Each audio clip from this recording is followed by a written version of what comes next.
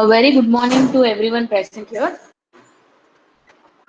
I welcome you all to the fifth day of this 5-day online FDP on vehicle electrification and smart grid, a path towards sustainable future. For today's session, the first session we have with us Dr. D. Madan Mohan.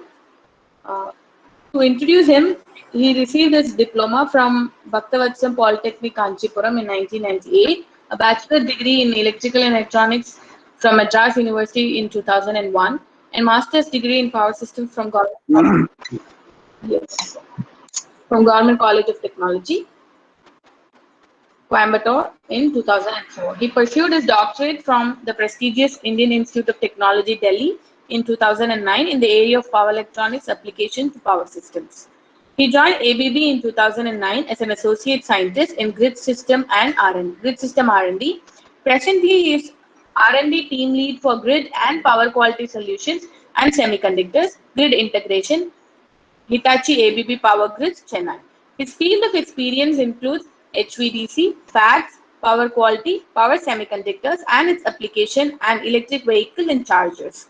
He has published 6 international journals and more than 20 international and national conferences, and he has, to his credit, one patent.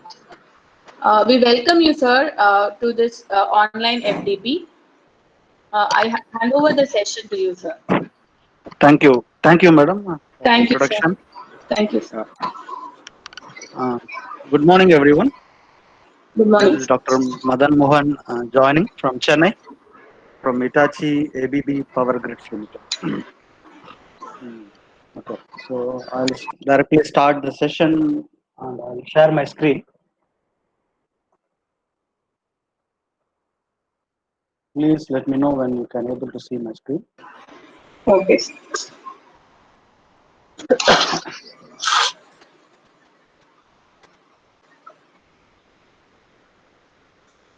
I hope you can see my screen.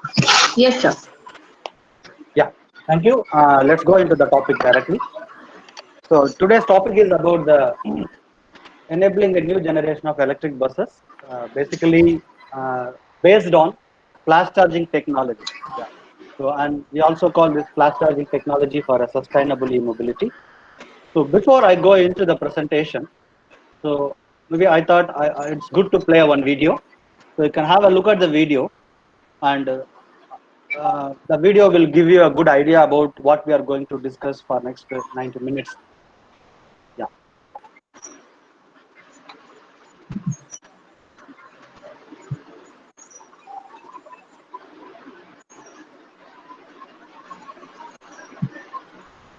And can you see the video, please?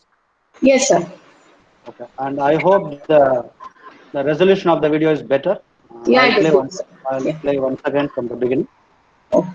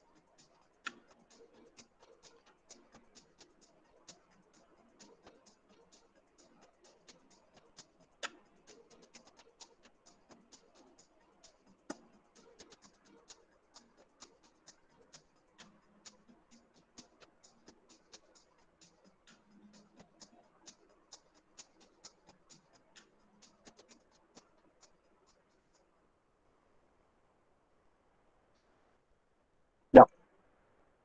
So you might have seen in the video, double articulated buses coming to a bus stop, which I am also showing same in the PPT first page. And there is an energy transfer system in the bus, which comes out in the bus reaching the terminal, and it is connecting to a charging pole installed in the bus stop, and it gets charged top up of charge. It's not fully charged, but it gets top up of the charge within 20 seconds, up to 5 to 10% of charge will be topped. So this is just with the introduction video. I think you have some better idea what we are going to discuss in the next 90 minutes. So I'll go into further. So before going into the concept, what we are going to see today, I thought we can have a small discussion on some basic understanding. Then I think you will get a complete idea about the technology, and not only about the technology, and how generally this charging technology and electric vehicle, especially when it comes to bus, what are all the factors around it, and what are the factor influencing this electric bus and the charging infrastructure for that. So I'll start with the first point: electric bus versus diesel bus. So you all know that we have a diesel buses running in the roads, and it start the trip with a complete full filling the fuel to the full capacity of the tank, and it goes between the two stations. For example, A to B, a complete one round trip from A to B to B to A again, and then it goes many trips. So, for example, in one day, the buses rounds between the terminal A and B for maybe around 6 to 10 trips per day.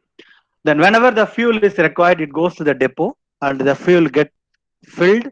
So we have a continuous operation of the buses throughout the day. So we don't feel any kind of a gap or unavailability of the buses when it comes to diesel bus, right? So the main challenge here, do we able to achieve the same kind of operation, the availability of the bus, the reliability of the bus with the electric bus also, right? To make it possible, so it is good to understand some of the basic concept which really decides or which really influenced the this electric bus operation. So in the diesel bus we have a consumption or mileage. If you take normal buses, it is around 5 kilometer 5 kilometer per liter would be a mileage, let's say. So similar parameter when it comes to an electric bus, the energy consumption would be around 1.5 kilowatt hour per kilometer. And this is for an AC bus. If you consider non-AC bus, it could be around 1 kilowatt hour per kilometer. Again, it depends upon the type of bus and the mass of the bus, and also the route which you are going with flyover, and also based on the road condition. So let us assume that the bus is taking 1.5 kilowatt hour per kilometer, and the total number of kilometer per trip, let us consider 22 kilometer. You can see the route shown here. The bus starting from A to B, which is a one way 11 kilometer. Again, it comes back, so 11 kilometer. So the total kilometer per trip is 22 kilometer. Then how many number of trips you want to operate in a bus? If the bus is starting morning 5 o'clock, then how many trips you want to take? Then let us assume it's a 10 trip I want to take. So total kilometer per day, the bus we have to run for 220 kilometer. Then you can estimate how much energy you needed for a one bus to continuously operate on the road with the consumption of 1.5 kilowatt hour per kilometer. It is around 330 kilowatt hour. So the bus having a battery should have an energy of 330 kilowatt hour when it starts from the morning until end of the 10 trip. It totally needs a energy of 330 kilowatt hour. Then we cannot directly go for 330 kilowatt hour because the battery will be drained and you don't know what would be the mileage. The mileage sometimes go to 2 kilowatt hour also, or 1.8 kilowatt hour also, or 1.2 kilowatt hour also. So we cannot exactly go for the exact requirement of the energy level, 330 kilowatt hour. So what we do is we put a, sorry, it is not a 0, it is a 30. Yeah. So let's consider we are putting a 30% of SOC. So at the end of a complete trip in a day, I want to still maintain a 30% of charge at the battery. So we calculate it is around 429 kilowatt hour. Now you can see the battery capacity you need to have in the bus is 429 kilowatt hour. So you fully charged, then you are going for a charger type. Let's consider slow charger. I'm having a charger capacity of 100 kilowatt at the depot.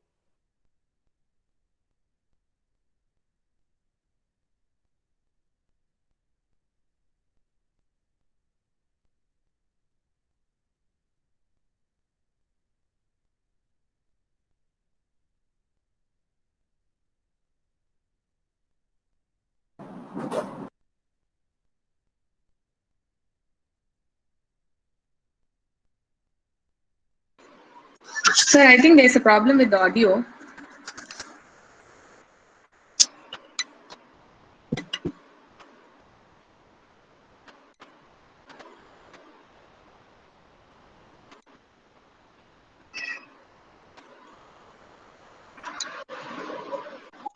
Sir, can you hear us?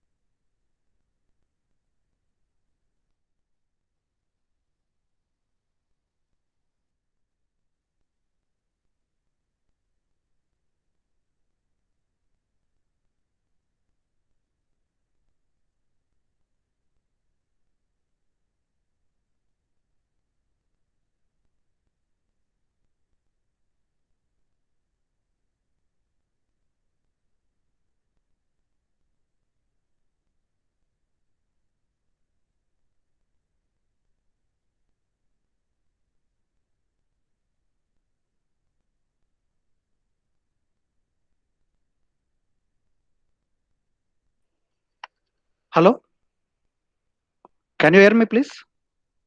Yes, sir. Okay, sorry everyone, there was a power failure here. No problem, sir.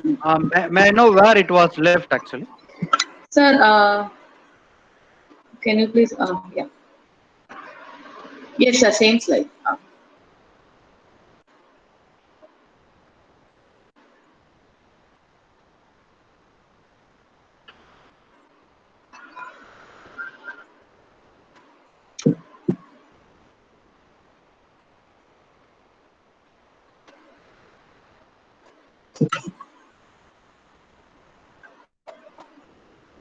Sir, I think there's no audio from your side.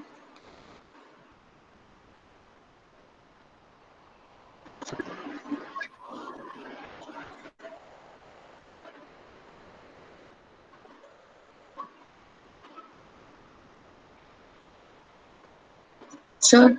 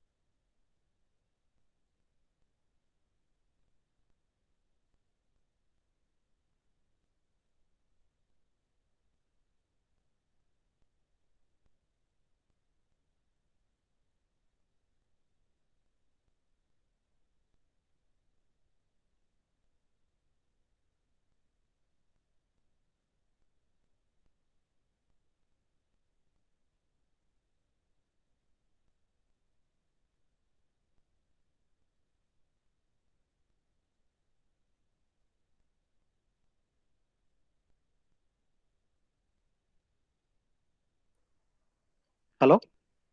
Yes, sir. Yes, sir. Yes, madam. There was a switch over to generator. Okay. No problem, sir. No problem. So may I know where I left, madam? So the same slide that you showed us. Yeah, the slide will be same, but which point? Like I was talking about the battery capacity. Sir, 429 kilowatt. Yes. Okay, sir. Okay, sir. Thank you. I will continue from there. Yes. So we have selected the battery capacity of 430 around kilowatt hour. Now you need to charge this 429 kilowatt hour. Let's say if you have a charger of 100 kilowatt, which is a slow charger as a depot charger, then you need to put 3 to 4 hours for fully charging the battery, right? So this is what a basic calculation we need to consider when we want to understand and when we want to design an electric bus. So here you can see if you want to put 3 to 4 hours, okay, you can put the complete charger in the night in the bus, and you also need to know how many number of buses you are going to use. And if you are going to use many number of buses, then you need to have a charger number of charger equally, or you can spare the time, like in one charger 2 buses can be put 4 hours plus 4 hours. So this is one basic calculation what we do if we want to have a depot charger and we want to have a fleet of buses between the two terminal. If I want to, and another important thing also, it is not the only one bus we are going to operate between A to B. We will be operating with some frequency. For example, every 15 minutes there is a bus, or every 30 minutes there is a bus. So then you can understand the number of buses you need to have to meet the requirement of the transportation between a route, right? So from A to B you need to operate, like one bus will take 10 trip. Then if you want to operate for every 15 minutes, then you can understand how many number of buses needed only to satisfy the one fleet. I mean, like between two terminals, like from A to B. And similarly you can have a many number of routes between C to D, and then there are many routes, many stops in many destination and many terminals you need to meet the requirement. So this is how generally electric bus can be having a design, because you cannot have a overall design for an electric bus and you cannot plan a overall infrastructure generally. Each and every electric bus charger infrastructure need to be calculated based on the route that you want to operate. Like you need to have a design and planning for every route. Like I want to operate the buses from A to B, right, and with a round trip and how many trip. So this is how the design and planning of an electric bus need to be done. um, any question at this time, or you have a, ma'am, how let us go, like can we take the questions now also, or we will finish and then we will take the questions at the later? Hello? I have one question. Hello? Hello? Ma'am?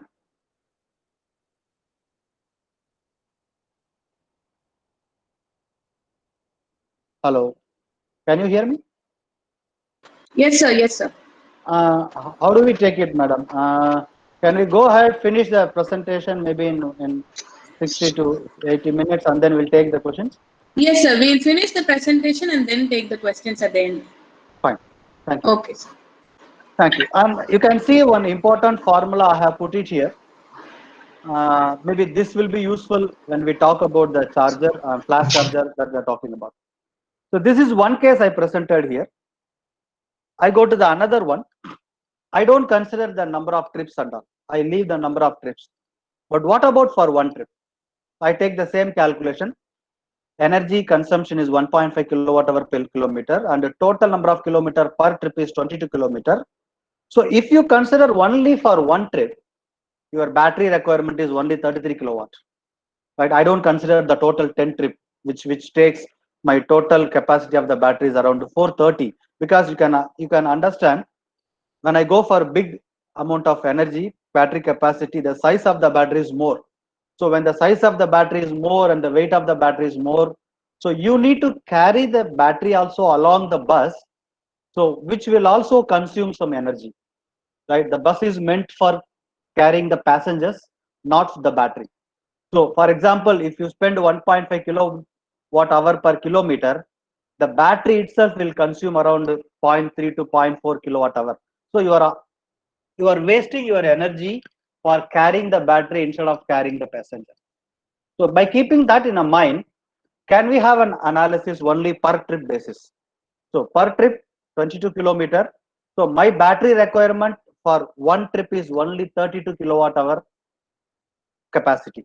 And let's say if I keep a 50% of SOC, let's say I have instead of 30, I go for 50% of SOC, still your battery capacity is only 50 kilowatt hour. Now you can compare the 50 kilowatt hour battery versus almost 450 kilowatt hour battery, which is 9 times bigger than the battery, even with the SOC level of 50%. Now you can see the battery capacity become very less. And even if you want to charge with a slow charger of 100 kilowatt hour, you may need only 30 minutes because your battery capacity is half of your converter rating. Then you need only 30 minutes. So what you should do, let's say for every trip, you need around 1.5 hour, 90 minutes. The next 30 minutes, you can put the bus in charge. So in complete 2 hour, the bus will complete one trip plus one complete charging.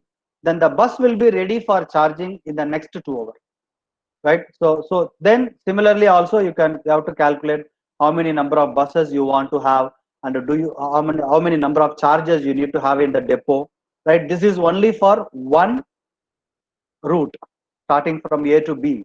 Then you can consider if you have a multiple routes like a 10, 15, 20 routes, then the charging infrastructure and the bus capacity and everything you need to calculate.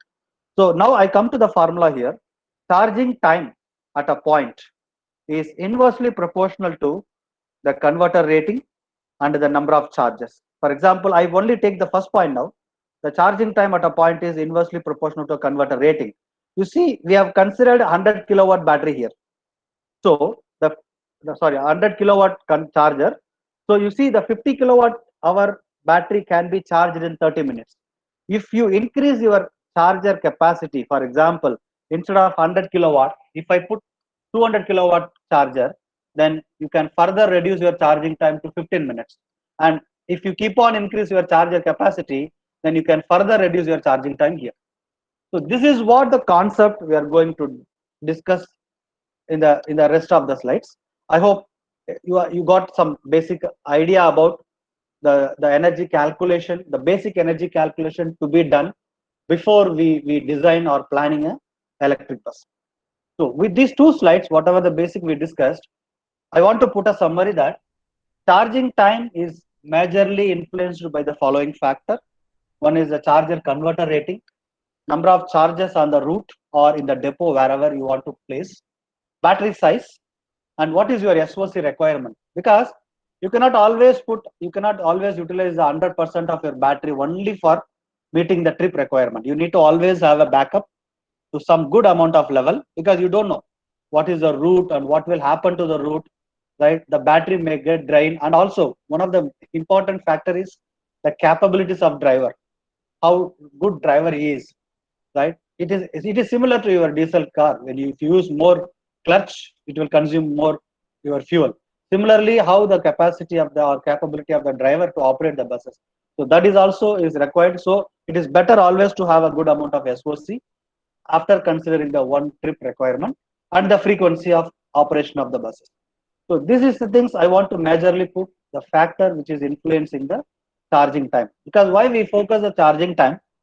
If you really have a charging time of a battery which is exactly equivalent or almost equivalent to the time of filling your tank with the petrol or diesel, we all will be happy. We all will be happy, and there is no mental model that it will block anymore our mindset that electric vehicle is not so comfortable, right? Yeah.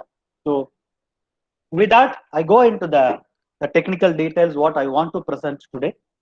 From Hitachi ABB Power Grids, we have a solution, and previously it was called as the TOSA, TOSA. So you can go and search in Google as well as in YouTube. You will find a lot of videos about TOSA, TOSA. And now a new brand name is called Flash Charge, right? So our main product is the flash charging, but we are not only offering the flash charging here. It is combination of other two charger also. So I'll start with the first one, depot charging.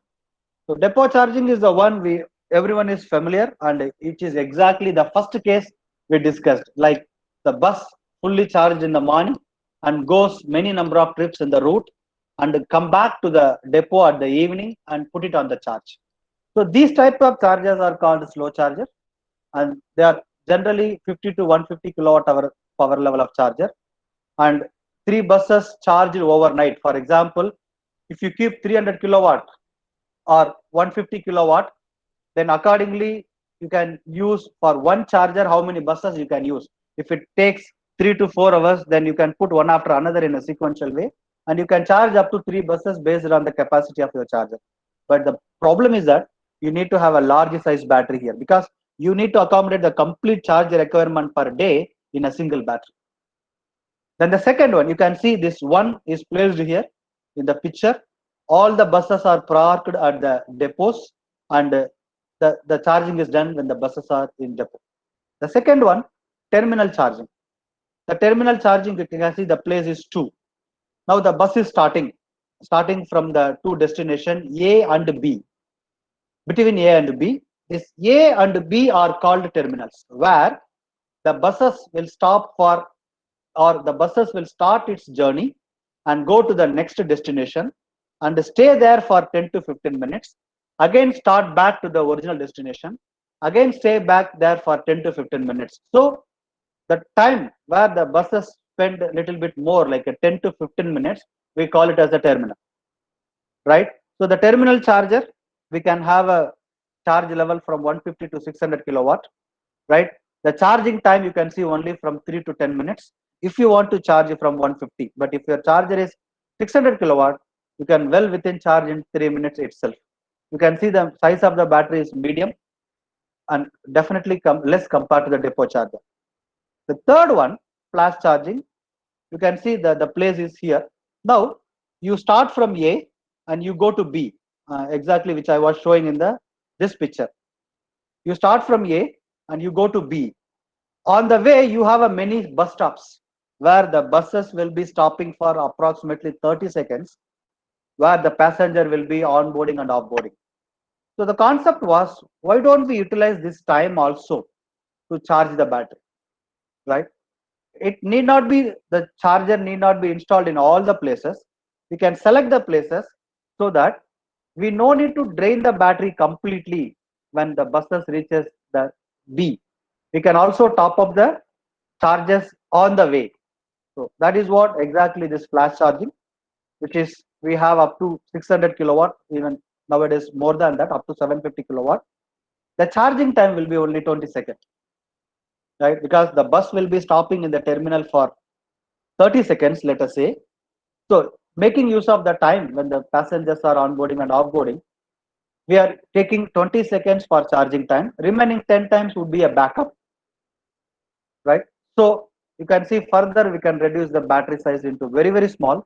Like what I was showing in the second example, you only take the battery capacity which is required for only one trip, right? With that, you can keep on charging the battery using the terminal charging station and the flash charging station, and you keep on running it. So you can see the main comparison or main advantages. When you go with the depot charging, you need more battery and more buses, because when the batteries are charging at the depot, you still need to continue the operation. You need to make sure that the buses are available for operation. So you need to definitely go for more buses than actually needed. For example, if you need 10 buses for a route, you definitely need to have a standby buses up to double time, 2 times. So more buses are needed when you go to depot charging. But if you come to flash charging solution, more turnaround, that you can only have a 10 buses, you keep on charge it on the way, and you make the availability of the service available. And more important aspect is we are carrying more passenger than batteries. Now this is just 3 comparison on the 3 types of charging solution available. And we don't say that overall technology will work only with the flash charging. It will be a combination of all the 3. right? So in that way, you can completely optimize the operation of the bus and make sure that the electric buses are exactly replacing the diesel bus operation, even without having any idle time. Yeah, I'll just show the same thing in a different concept. I mean, different way. You can take the first one, overnight charging or depot charging. Let's say I'm operating the bus for 300 kilometer at the rate of 1.5 kilowatt hour per hour. So I calculated my battery is around 450 kilowatt hour. You need to have a 450 kilowatt hour as a minimum battery, which takes a weight of around 4,500 kg. So you can see the battery capacity is more. So you keep on run the 300 kilometer, then come back to the depot and charge it. Instead, you can see we put some terminal charges in the middle, two terminal charges in the middle. Because of that, your battery capacity reduces to 150 kilowatt hour with a weight of 1500 kg.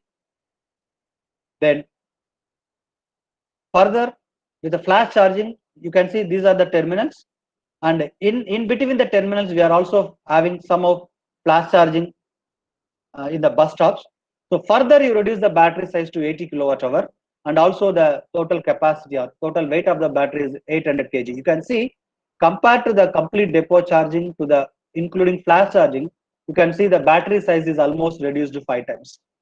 So that we can say that we can take more passenger than batteries. And the charging time at the depot is also reducing here. Like in the first cases, if you are putting to 4 hours of charging in the depot, if you follow the last cases, you need to put maximum 30 minutes in a depot. This is the another way we say.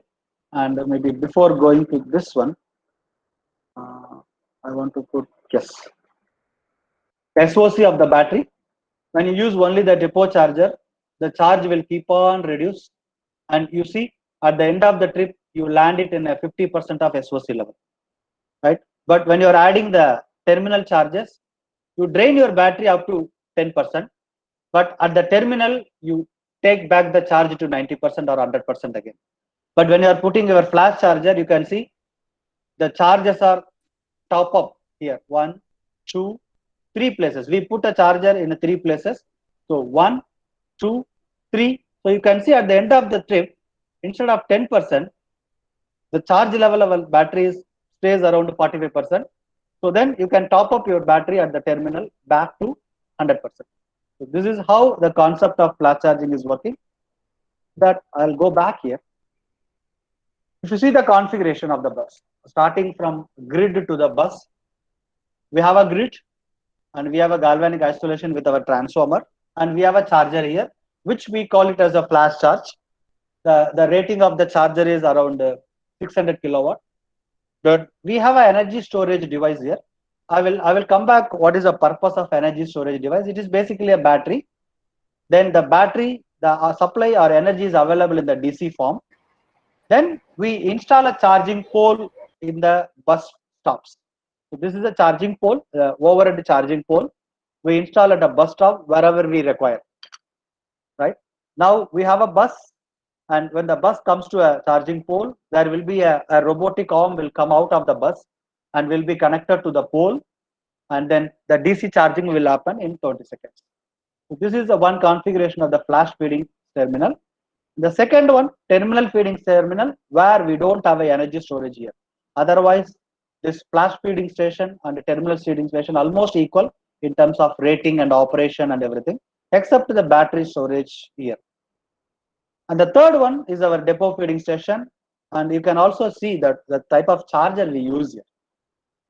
The rectifier here, AC to DC, will be an IGBT or thyristor rectifier will be used here. And when it comes to a depot charger, we again have a transformer and a rectifier. But in this case, the rectifier, we don't go for IGBT or thyristor. Even the diode rectifier is more than enough, because it is a slow charger at the rate of 50 kilowatt hour or 100 kilowatt hour. And then we use the same pole for charging the bus. But in the depot charger, we also use a CC2 plug as a backup if there is failure, in case of any failure in the arm and the thing. So this is what the complete configuration of the 3 charger, starting from grid to the battery in the bus. Okay, I have not covered the battery in the bus. Let's say I will show in the separate page. So the DC, the bus robotic arm will be connected in the pole, and the battery will be charged. But I will show what are the portions will be available in the bus separate. I think this we have seen already. Where you can see there is a more number of charger is required and less number of chargers, because the charges are distributed here, but the charges are accumulated here. Yeah. So this is what the profile of your charge or energy in the battery. You start with the 90%, let's say. So you keep on, you move along the route. At the 2 kilometer, you have installed one flash charger, so that the charge in the battery will be topped up by 10%. Again, you move on, and you can see that maybe initially for every 2 kilometer there is one flash charge installed, and then based on the requirement there are more charger also installed here. Maybe your battery drain may be more between 4th kilometer to the 5th kilometer, so we are putting more charger here. But you can see starting from 5.5 kilometer to 9 kilometer, there is no charger here, so we are putting charger only at the 9th kilometer. So you can see there are flash charger installed at 2, 4, 5, 5.5, 9, maybe again closely to 10 and 12. So 1, 2, 3, 4, 5, 6, 7 flash charges installed in this route, and 2 terminal charge, one at the 0 kilometer and one at the 13 kilometer. 2 terminal charges are installed. So due to that, you can see at the end of the bus starts from here, and the end of the trip, the charge level of the battery is maintained at 50% of the level, so that you need only 3 to 4 minutes at the terminal to bring back the charger to 90%. Then again, the same profile will start from the bus is going to return from this terminal back to the original terminal. So you will have the same profile of the charging again. So you can see the bus will keep on operating in the route, but maintaining the charge not less than 50% at any time. This is again the same, but with more benefits. I will listed here. More simpler interface, reduced time to charge, mainly reduced fleet downtime. The route will be always engaged with the buses available for the passenger to travel, and reduced charger occupancy at terminal or depot. As I said previously, if you only want to charge the buses at the depot, I don't think how it is feasible, because you need to have a many number of chargers at the depot, right? So instead of that, and you need to consider the space constraint. Do you have a suppose if a depot is having a 50 to 100 buses, you need to have a many number of chargers to charge all the buses, and you need to have a space for that. More than that, just imagine if you install 50 to 100 charger in one location in a depot, then you can imagine what would be the power demand, how the grid will be affected with the peak power demand from these loads that are installed in the depot charger. And increased utilization of charging terminal, higher charge power density, and easier integration of wayside energy storage, and easier implementation of vehicle to grid. These are all some of the advantages by going with this kind of a flash charger. So I'll cover now little bit about the configuration. So you can separate it as a two part. One, starting from grid to the charging point, up to this point is a charger infrastructure. The other side is the bus, which is moving in the road. And this technology have to be collaborated with the bus manufacturer. The reason being that it is not that the standard electric buses are available by the manufacturer can be directly used for this. It's not so, because for implementing this technology, you need to have some interface component or interface equipment to be installed in the bus. So then only the complete technology will work. So I will show what are all the parts that needs to be installed in the buses. Yeah. So coming to the configuration, we can say there are two charging. We can compare our flash charge with opportunity charging. right? We have a grid and we have a charger installed at the terminal.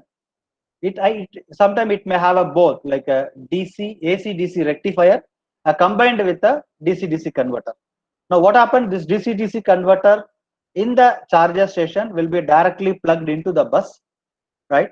So, and this will be directly feeding the battery. So the DC DC converter installed in the charging station itself have to take care of the charging of the battery. So once the charge is done, then you will have an inverter that the battery will be connected back to the inverter. Then the inverter will convert the DC into AC and it will feed the power to the motor. Then the motor will be running your wheels. So this is how in the opportunity charging where the DC-DC converter is deployed in the charging station. But in our case, flash case, you no need to have a DC-DC converter in the chargers. The advantage is that we have a converter, we have a two-in-one converter, which we call, it's a product of ABB, which is we call CCS 200, which can act as a DC-DC converter and DC-AC converter together. Because you can understand, the charging of the battery and the running of the bus is not going to happen simultaneously. At least one operation will take at a time. When the bus is at a standstill, you will charge the battery, and the bus is moving, then we will not charge the battery. So the same converter, two-in-one converter, can be used for both operations. You can see when we are in driving mode, the battery is connected to the CCS2, which will act as an inverter. So it will feed the energy to the motor and to the wheels. But when the bus is on the charging mode, then the same converter will act as a DC converter, and it will take energy from the rectifier from the outside, and it will charge the battery. And this onboard converter will take care the voltage level that to be maintained to charge the battery, because the battery voltage will vary, depends upon the charge level in the battery. For example, the battery here may vary from 500 to 900 or 400 to 800 is the voltage range in the battery. The voltage will be 900 when the battery is at fully charged, and the voltage may be 400 when it is off charge or less than 50% of the charge. So according to the voltage of the battery or charge level of the battery, the DC-DC converter has to operate as either buck or boost converter, because the voltage, DC voltage at which we are feeding the energy is around 600 volts. So in that case, it has to act as a buck as well as the boost converter. So this is about the how the power electronics part is playing a role here. So you can understand, for if you see the role of power electronics starting from the grid to the wheel, because grid is your starting point and wheel is your ending point of the bus.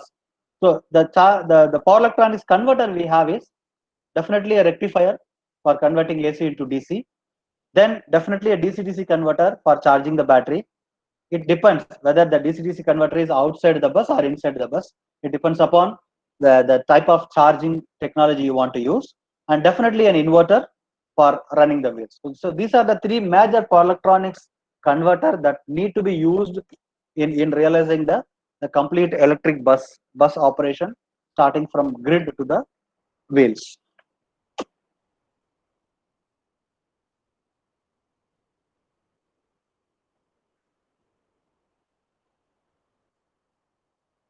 This is exactly what we are discussing, was explained here.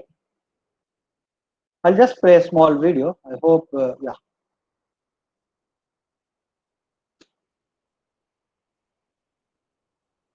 So the structure placed at the bus stop, you can see the structure placed at the bus stop is a charging pole. So you have a charging rail there. Basically, it is having a DC terminal, plus and minus. So when the bus comes, a robotic arm will come out of the bus, and it will go and connect, made a connection with the pole where the DC connection is made. Then immediately after that, it will be get charged for 20 seconds up to the power rating of 600 kilowatt. So you can see there is a name written here, TOSA, which was a previous name of this technology.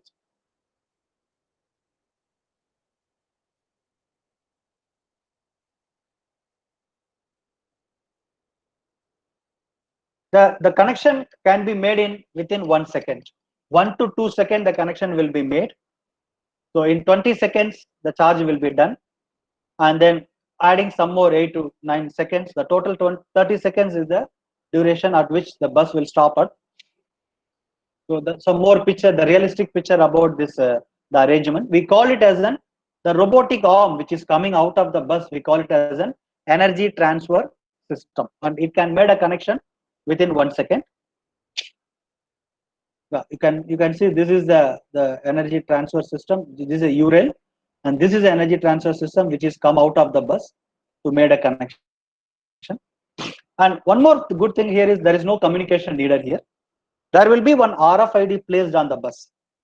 When the bus is approaching the station around 200 to 200 meter, then immediately both the charger will be activated, knowing that the bus is coming towards the charger, and at the same time the robotic arm will be ejected from the bus before 200 meter. Then when the bus is positioned at the right place, then the robotic arm will be ejected from the bus to make a connection. Yeah, it will be having around 2 to 3 meter is the long of this rail. So the connection can be well made without any error actually. Yeah, coming to the bus part here, onboard equipment. As I said, not the standard electric bus can be directly put it or used for this technology. There are some special equipment or interface equipment to be put it on the bus. The first one is automatic energy transfer system, which is basically a robotic arm which will be ejected before reaching the bus.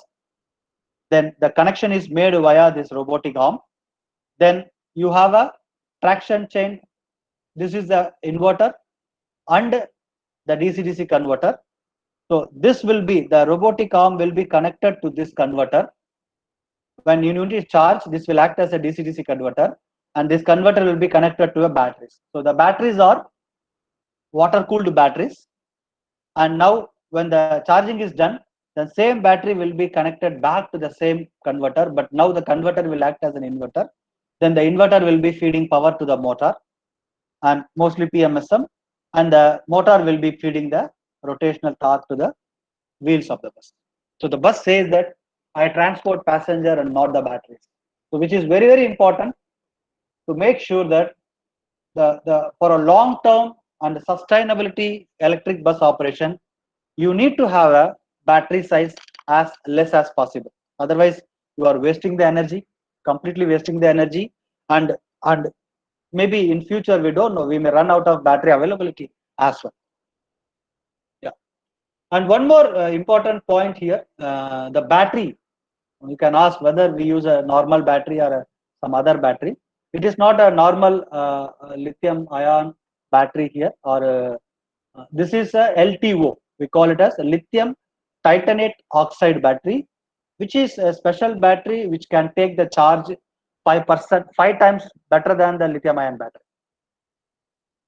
Because you can design a converter, you can design a charger at any power rating, but whether the batteries are capable of taking it, that is the main stopping factor or challenging factor in electric buses. Not only electric buses, generally in e-mobility.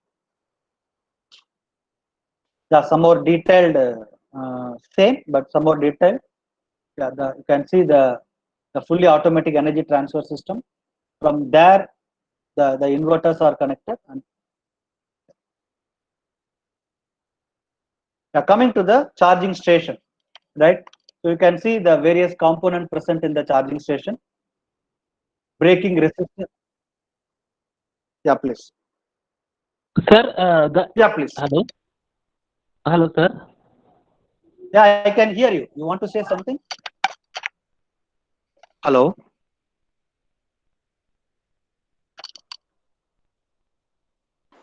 Hello.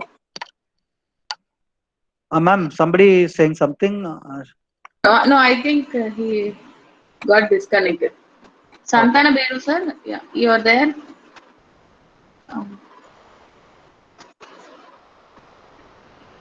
Okay, sir. I think we can continue. I think, yeah. Yeah, sir. You want Yes, to sir. ask Hello. some doubts, sir? Hello. Yes, sir. Please, I can hear you. Please go ahead. Yeah.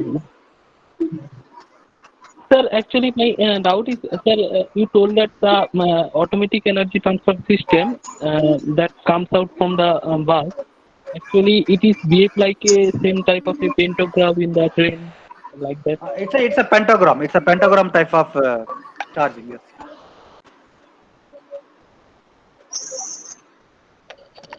Okay, sir. Yeah, Okay. sir. I will finish the Understood. presentation. I have few more slides. We can quickly finish, and then we can take the question for sure.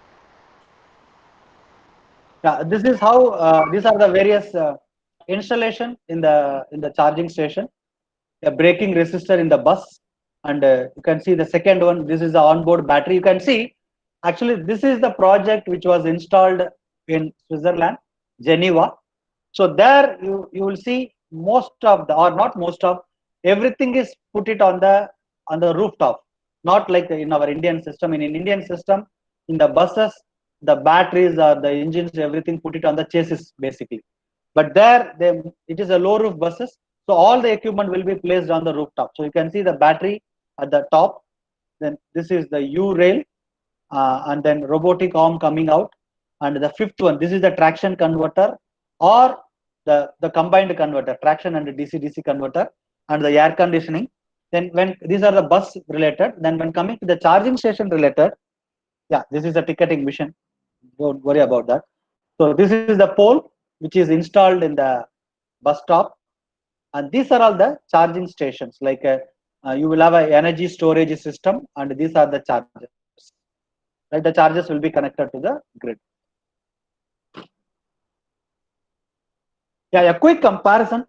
So if you see a depot charging, terminal charging, flash charging, what is the quick comparison here? If you see, required number of buses are more here, moderate and less.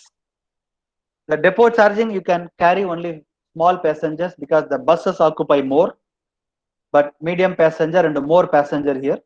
The battery size is more with the depot, where you can see is very less. Number of terminal and depot charger, you need more, right here, because you are going only with the depot charger here, so you need more with the depot charger. But if you go with the combination of both, you can moderate between the two. But if you go with the flash charger which is installed on the stopping, you can bring down the number of terminal and depot chargers. En route flash charger, you will have a more here, but you don't have it here anything. Availability of services, 60%, 80%, you will see more than 95% availability of services. Peak electricity demand. In this case, when you put all the buses in the depot or for charging at a single time, you will have a more peak demand. And here also it's moderately more. But if you have a flash charger, the peak demand can be reduced a lot. Investment cost, yes, obviously the investment cost is more for flash because the number of chargers is more and you need to install in the bus stops also. But operational cost is definitely very less compared to the depot charger. So this is a quick comparison. So we can have a trade-off finally, like what is our goal finally we want to achieve.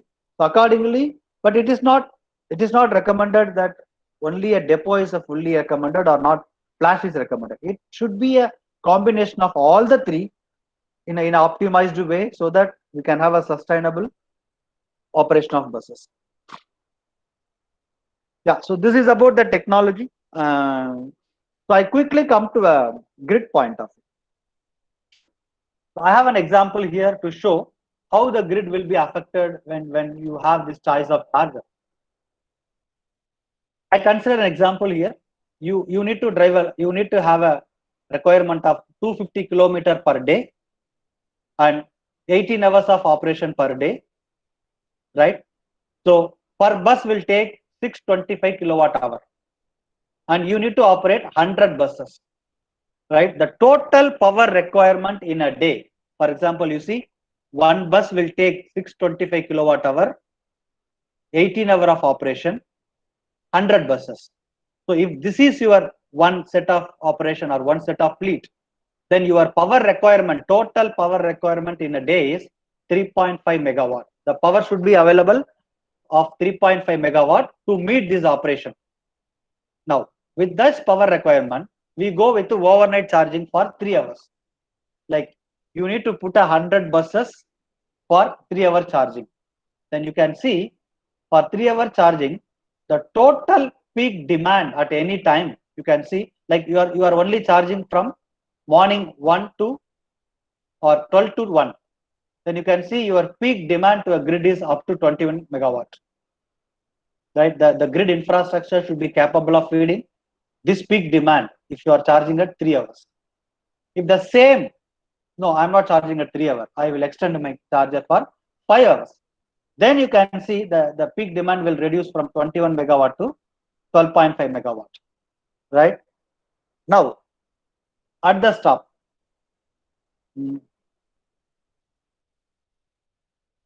if you can see, if you are putting some charges, I mean terminal charges, then your peak demand is reduced to 7 megawatt. And if you are putting the flash charger intermediately, then your peak demand at any time to the grid is reduced to 3.4 megawatt. So you can see the difference between the 21 megawatt to 3.4 megawatt.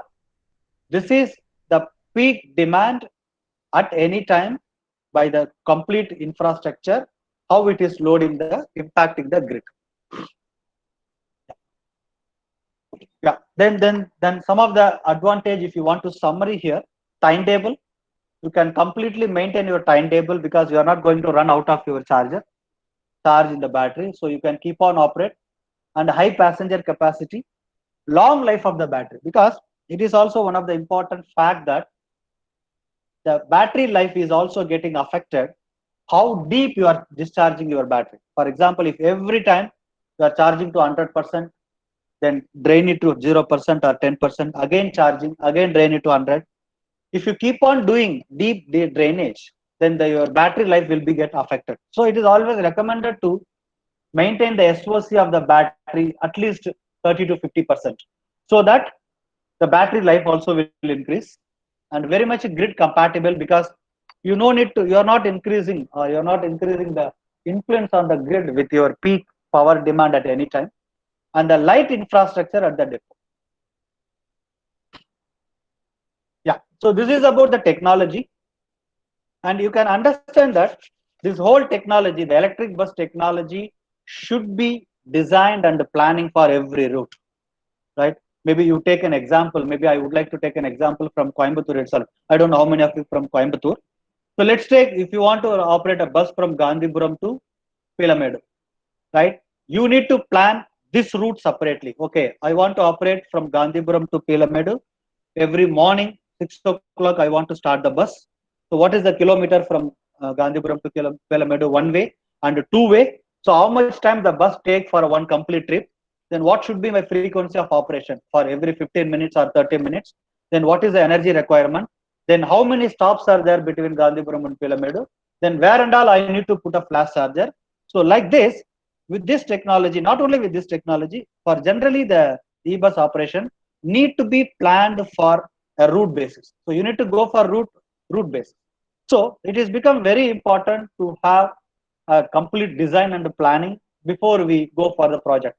So we also have a software which will completely give a solution for your the entire fleet operation. Like for example, this is something like a Google Map, or using Google Map, like you can imagine how the Ola works. You will put a starting station and ending station. So you, in this tool, you feed all your parameter. What is your starting station? What is your ending station? What is the maximum speed you want to go? How about the traffic, right? What is the bus type? What is the length of the bus? What is the type of battery you want to use, right? And you give all the information in the tool, and finally it will give you how many number of buses you need.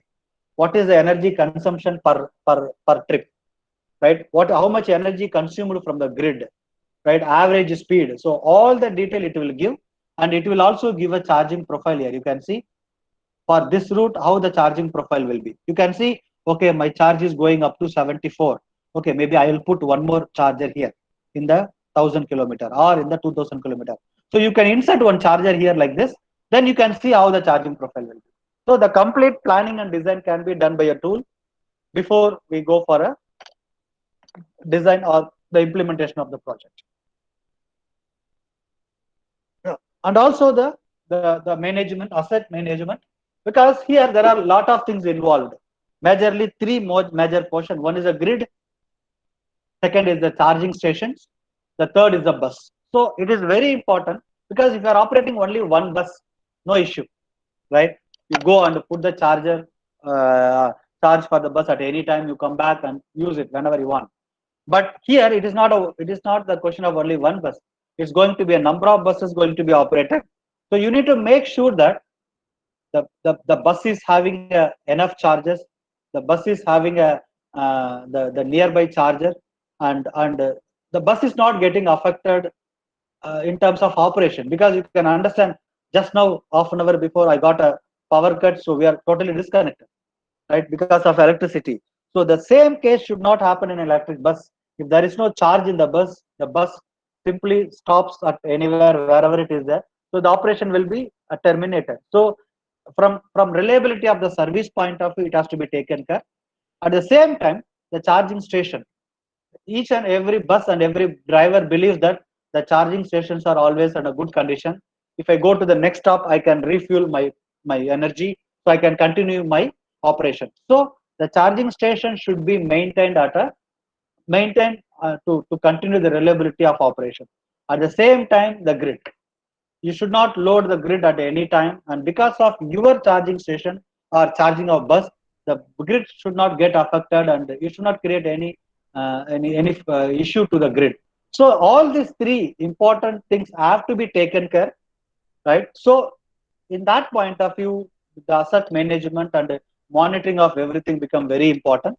So this technology, we also provide the complete solution for, you can see the dispatch vehicle to the driver, and who is a vehicle dispatcher and a traffic controller, infrastructure manager and a workshop engineer. So all are connected together to make sure that the entire operation is keep on monitored and watching to to confirm the availability of the services, operation of the infrastructure, I mean charger station, and the reliability of the grid. So these are all some of the example, which it is not a only a conceptual technology. It is already implemented, and we have some good success stories in the world. The first one in Geneva in Switzerland, which is an 18.75-meter bus. Generally, there they have a double articulated bus, and it carry a 133 passenger, and they have installed 12 out of 50 flash charging. You can see there are 50 stops in the total route, but they have installed 12 flash charger in between. Now you don't need to install the flash charger for every stop. You can calculate and you can optimize, and it flashes the charge. I mean charge energy at the 60 kilowatt at 20 seconds. These are all some of the measured data, how many passengers it carry. And another example from France, which is a 24-meter bus. Generally, the bus we are operating in India is 9-meter bus, and the AC buses are 12-meter. So then you can imagine the double size of the bus what we are using in India. And also another one from Brisbane, which is also a metro also connected here. Yeah. So yeah, I think that's all what we have from the presentation point of view. Maybe before we quickly move into the, I also have two more video.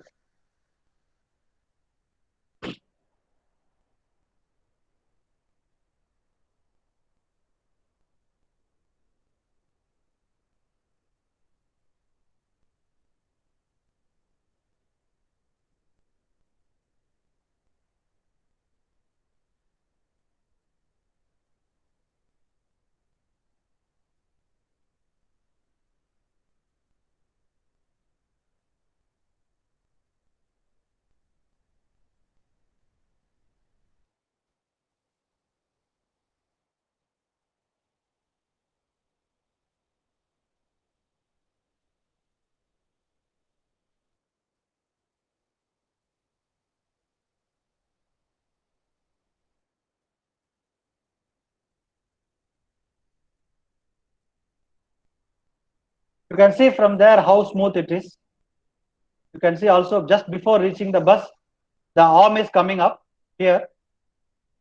Yeah.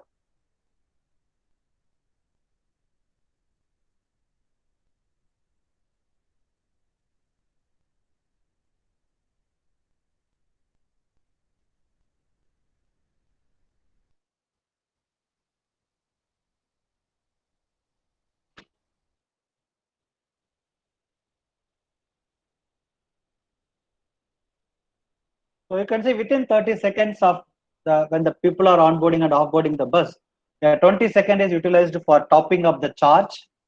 The top up level of the charge would be around 5 to 10% during this operation. So you can see the pole here, the pole and the charging rail, and you can also see the infrastructure and bus stop here. It's very clean. And I have another video which shows, yeah.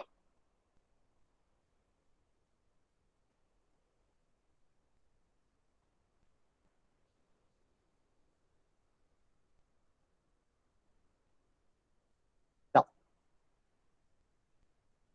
yeah I think I covered what I wanted to present it today, introducing this flash charging technology for e-bus operation. So maybe we can go to the questions. Hello, sir. Yes, sir.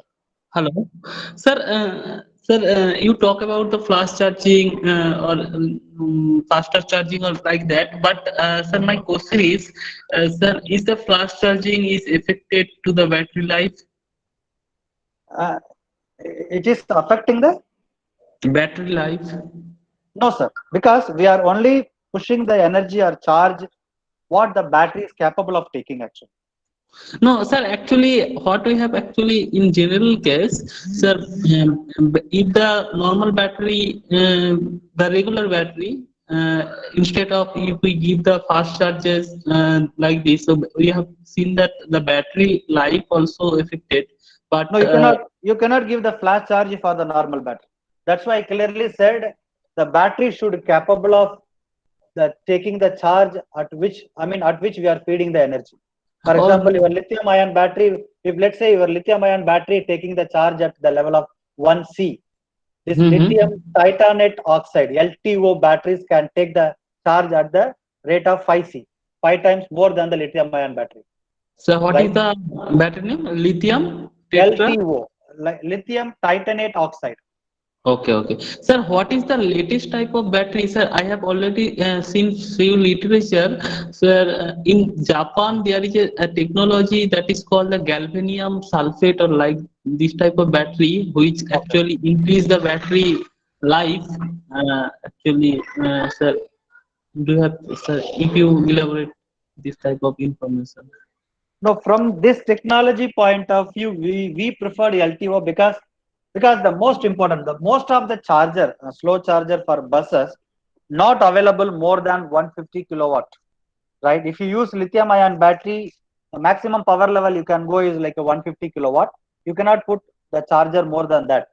But I hope you remember the first formula now. I said the charging time at a point is inversely proportional to the converter rating and also inversely proportional to the number of chargers.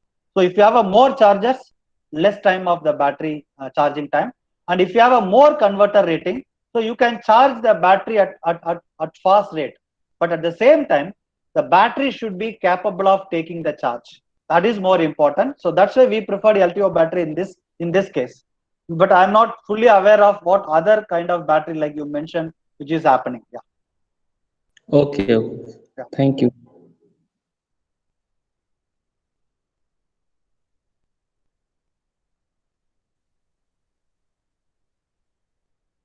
Yeah, maybe we can take questions on the presentation, or if you have any questions or In the chat box.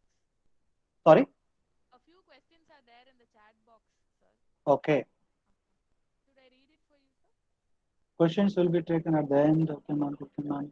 Whether we can go for solar power charging system? Yes, you can go because ultimately your charger need some electrical supply either from grid or any other energy sources, right? Yes, we can go, but uh, uh, you need to have a more further infrastructure like to make sure that Maybe I cover one point here, which I told I will cover at the end. Show my slide once again. Sorry about that, I missed it actually.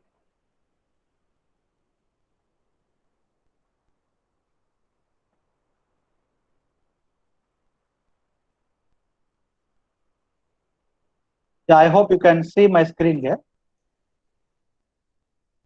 In this case, I talk about the energy storage device, and we don't have energy storage device.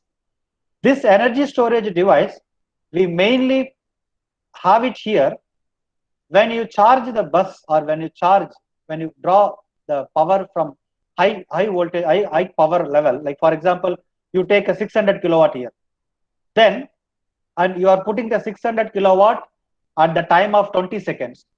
Then you can understand what is the energy demand at the grid side, the peak energy demand at the grid side. So what we do is we put a battery so that the battery keep on charged by the converter, AC-DC converter. Then when the bus comes, the energy will be transferred from battery to battery, so that you don't put the maximum peak demand to the grid. So that is the purpose of battery we are installing here. Now coming to your question, when you say that solar power energy, yes, you can also adopt this method. You can put your solar power instead of grid, you can put your solar panel, and using a converter, you can keep on charge your battery. So the energy, whatever the energy generated from the solar power is getting charged in a battery, so that it is available in a constant way to feed it to a bus actually. Yeah, so that is possible with this kind of structure actually. Feedback link. What about the state of health of battery when it's charged by flash charger? Yeah, that's, I think we answered, we discussed about that, I think. If flash charging is done, even though it is not less than 50% remaining charge energy, is it economical? What is the maximum speed that we can operate? Sir, can you please, Mr. Manjunada, can you ask your question, sir?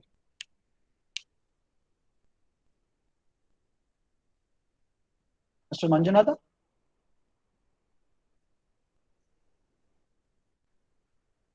Hello, can you hear me?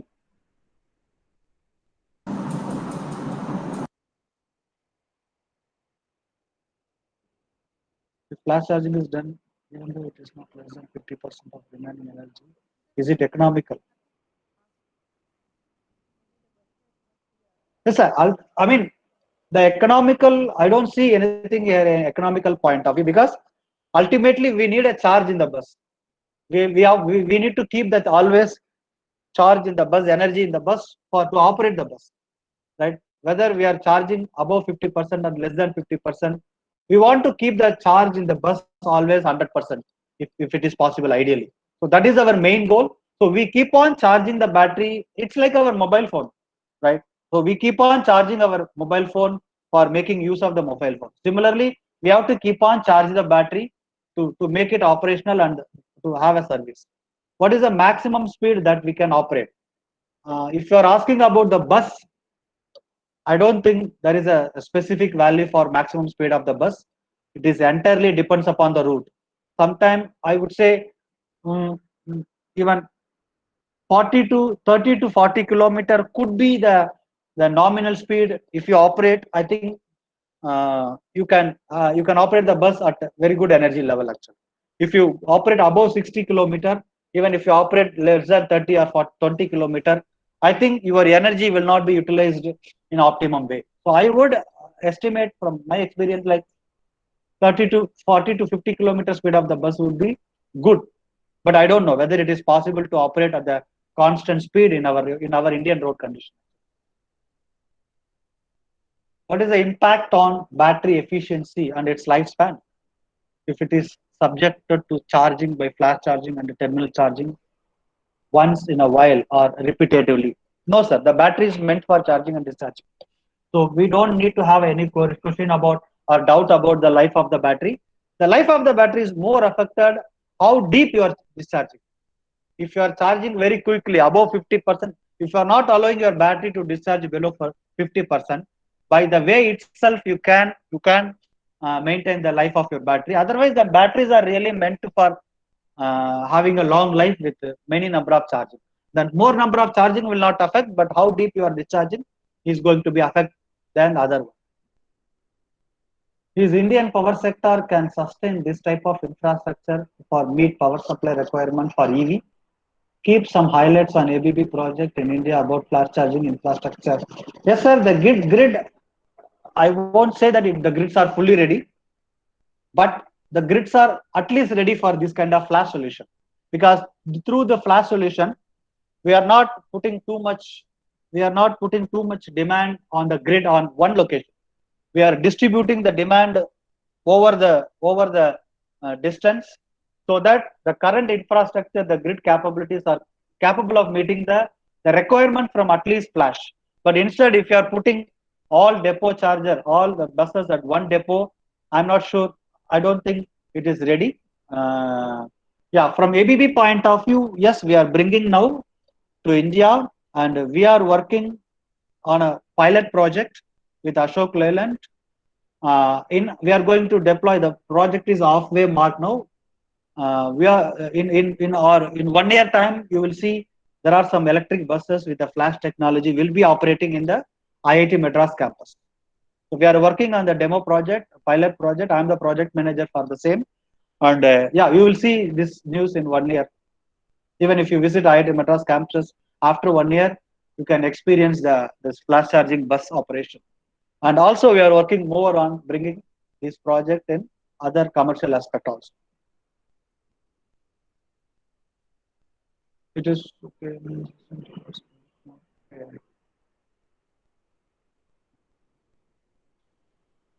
What are the impacts of charging station on distribution grid? I think we have discussed that. The main concern is the peak power demand at any time is more important. Fast charging between the bus station in Europe can be possible. How about country like India? Have mass crowd. How about the safety while charging? The safety aspects are completely taken care. So no need to worry about safety aspect. Yeah, the safety aspects are completely taken care. And when about the crowd, yes, it is one of the big challenge in India, because we don't have a space in bus stops even for the passenger to stand and for bus to stop, because you will see in most of the bus stop, the buses are stopping at the road itself, right? And when the buses are stopping on the road, there will be a two-wheeler which is going on the left side of the buses, crossing the bus. So with those conditions, with those kind of infrastructure and operating condition, maybe it's really a big challenge to implement these kind of flash solution. But definitely, we have a many routes, many like the BRT routes in Ahmedabad is one of the best way to implement this kind of technology. Otherwise, we have to build this kind of infrastructure or the space and everything to implement this technology. Yeah, that is one of the big challenge for India, to bring the technology, considering the status and how the bus stops look like here, how the buses are operating.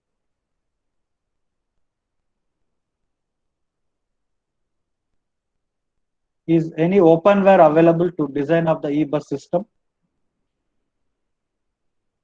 I don't see it, sir. Maybe I can send it.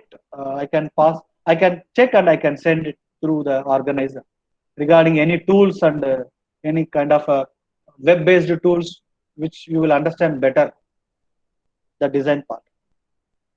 Flash charging intended for charging between the station. How come flash charge is necessary for a campus? Campus is like if you talk about educational campus or a kind of a township and all, this is more good for township and all than a public transport when it comes to a country like India and the way we have an infrastructure here. Yes, it is well suited for a campus, sir. If it's an educational campus where you really have a need for a bus operation, I think this solution is very much suitable, I would say. That is a first priority, or where it will easily work, where we will have a less challenges. Yeah, I think I have gone through all the questions. Maybe we still have some time. Maybe we can take some more time for 5-10 minutes. If anybody want to ask more questions, maybe orally also, we can take.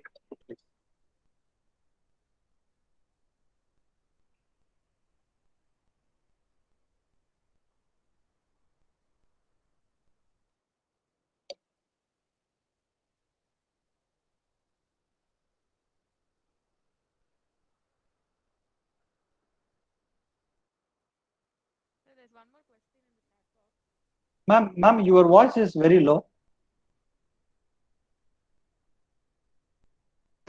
There's one more question in the chat box. What I'll kind check. or ratings of motors are used in the bus?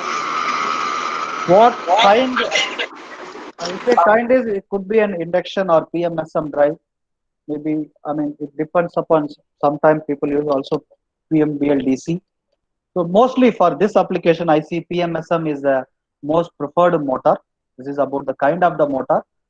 The rating of the motor is completely depends upon the type of bus, whether you have a 9-meter bus, 12-meter bus, 18-meter bus, 20-meter bus, whether you have a, I mean, it is ultimately depends upon the torque and what is the carrying capacity of the bus and mass of the bus. So that completely depends upon the bus type and the bus capacity.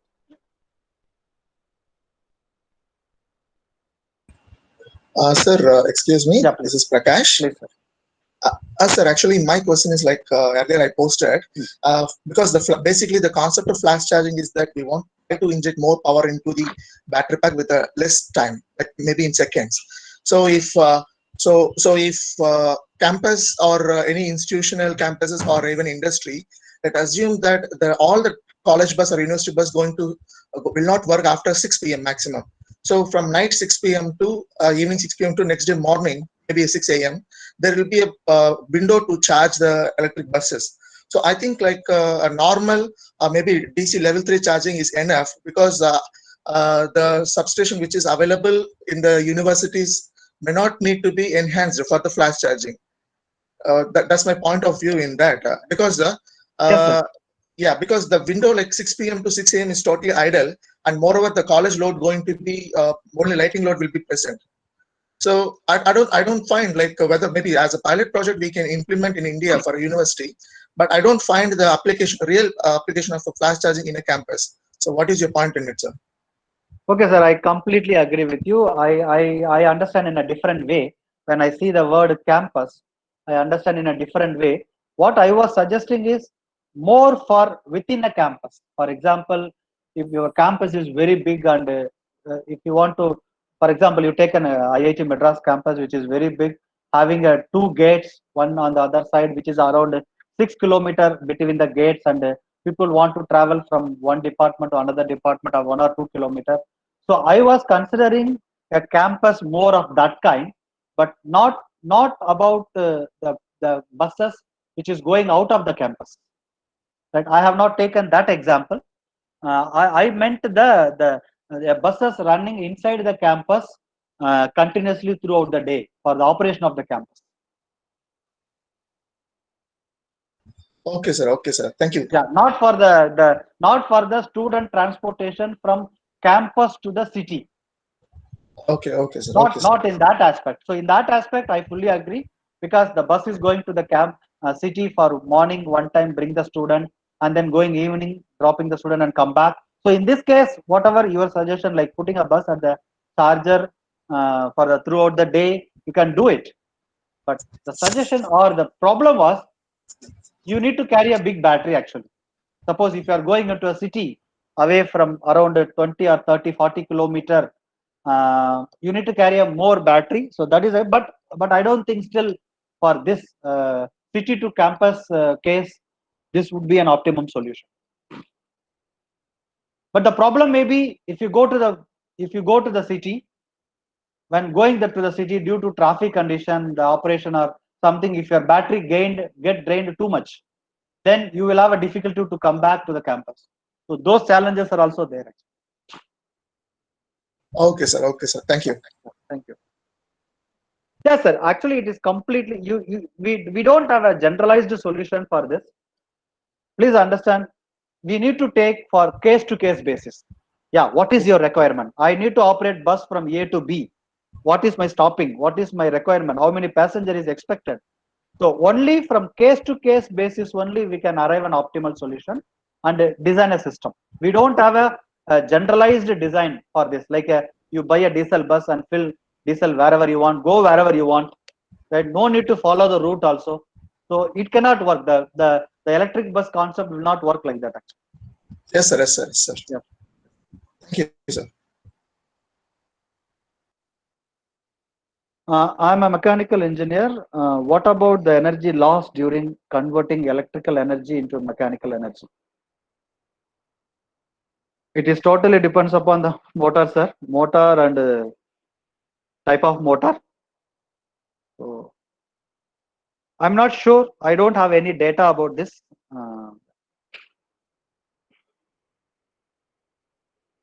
Because this completely the OEM, the bus manufacturer will take care.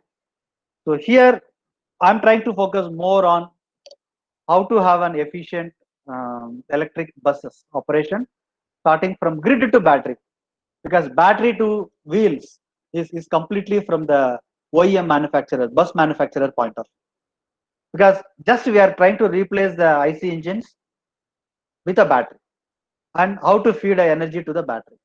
The rest part, the IC engine to the wheel will be taken care by the OEM.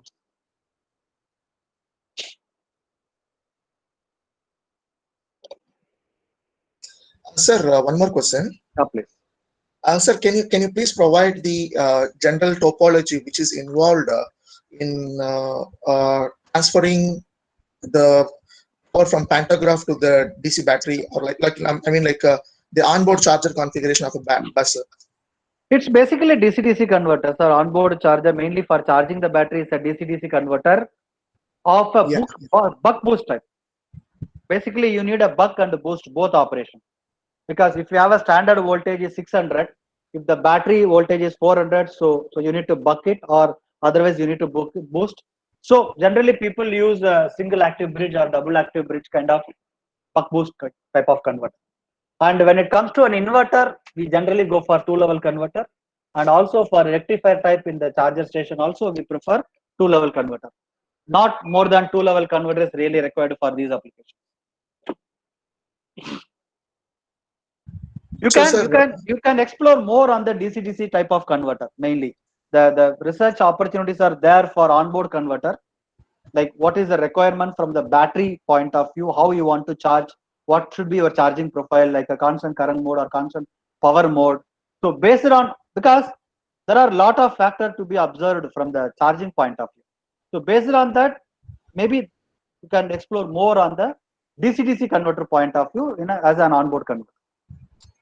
So, sir, is it really like in a normal typical battery application, we have a constant current and then followed by constant voltage, the charging pattern. But is it really available for electric vehicles or electric buses, this process?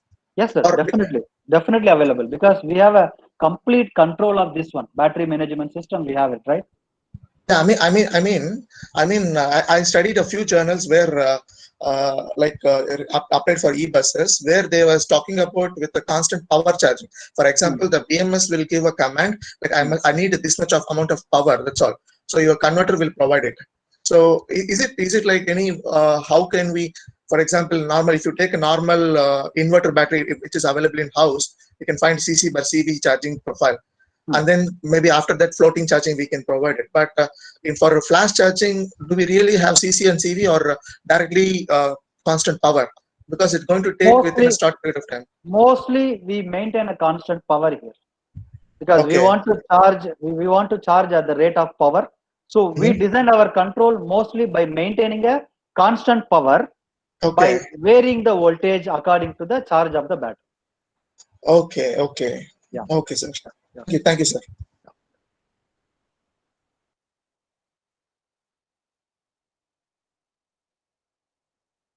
So any more questions from anyone? I hope at least you get a piece of information about mainly about how the concept of electric buses. What is the basic understanding we should have when we want to kind of carry out some research work or things comes to a electric bus point of view. and also kind of an available technology, new technology from the industry point of view.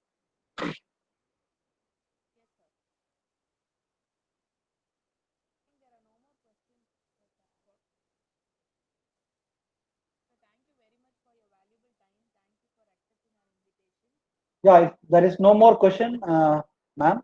Yes, sir. So thank you very much, sir. Thank you for accepting our invitation and spending your time with us.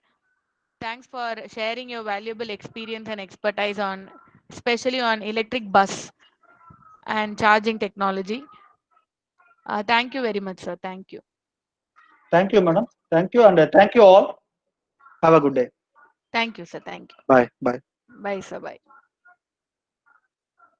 So for the participants, we'll resume the next session by 11:30.